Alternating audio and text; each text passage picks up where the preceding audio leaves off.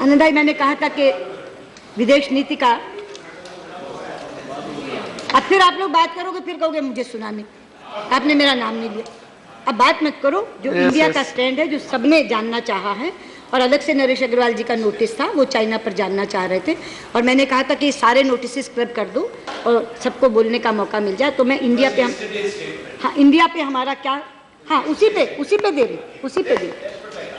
दे रही हूँ, लेकिन सब लोग पूरे पर भी जानना चाह रहे हैं, तो मैं ये दे रही हूँ स्टेटमेंट। ये इंडिया का स्टैंड है चीन के प्रति, जो मैंने वैसे कहा कि धैर्य और भाषा से। Honorable Deputy Chairman, our relations with China have recently come under renewed focus due to developments in the Doklam area in the Sikkim sector, close to the India-China-Bhutan tri-junction boundary point. India's position on this issue has been articulated in the press statement issued by Minister of External Affairs on June 30th. Our concerns emanate from Chinese actions on the ground, which have implications for the determination of tri-junction boundary point between India, China and Bhutan, and the alignment of India-China boundary in the Sikkim sector. Both these aspects of tri-junction point and India-China boundary alignment in the Sikkim sector had been earlier addressed in a written common understanding reached between the special representatives of India and China on the boundary question in December 2012. Point 13 of the common understanding states that, on quote, the tri-junction boundary points between India, China and third countries will be finalized in consultation with the concerned countries. Since 2012, we have not held any discussions on the tri-junction with Bhutan. The Chinese action in the Doklam area is therefore of concern. With regard to the boundary in Sikkim sector, there are still steps to be covered before the boundary is finalized.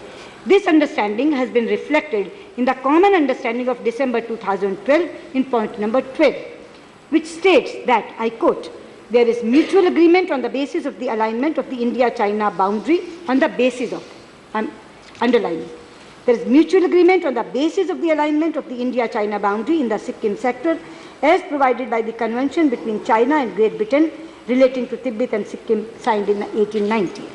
Then, during the 8th Special Representative meeting in June 2006, the Chinese side had in fact handed over a non-paper for separate agreement on the boundary in Sikkim sector. The non-paper had proposed that both sides, I am again quoting, that both sides may, based on the above mentioned historical treaty, that is 1890 convention, verify and determine the specific alignment of the Sikkim sector and produce a common record. On this basis, as an initial result of the boundary settlement, both sides may negotiate and sign an agreement on the boundary alignment in the Sikkim sector to replace the historical treaty. Subsequently, in special representatives meetings, the Chinese side has made the proposal for finalizing the boundary in Sikkim sector, terming it as an early harvest of the SR process. This clearly confirming that the boundary is in the Sikkim sector is not yet finalized. Otherwise, they would not have used this term, early harvest, as we say, low-hanging fruit. It was an early. Yes, we have noted the Chinese side has selectively quoted parts of Prime Minister Jawaharlal Nehru's letter, selectively they are quoting, of 22nd March 1959 pertaining to the India-China boundary in the Sikkim sector. A full and accurate account of that letter would have also brought out that Prime Minister Nehru's assertion was clearly based on the boundary alignment as shown in our Indian published maps.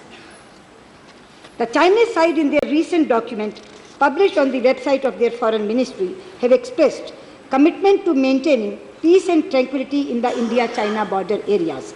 India always believes that peace and tranquility in the India-China border areas is an important prerequisite for smooth development of our bilateral relations. We will continue to engage with the Chinese side through diplomatic channels to find a mutually acceptable solution on the basis of the Astana consensus between our leaders. I note the sense of the House is supportive.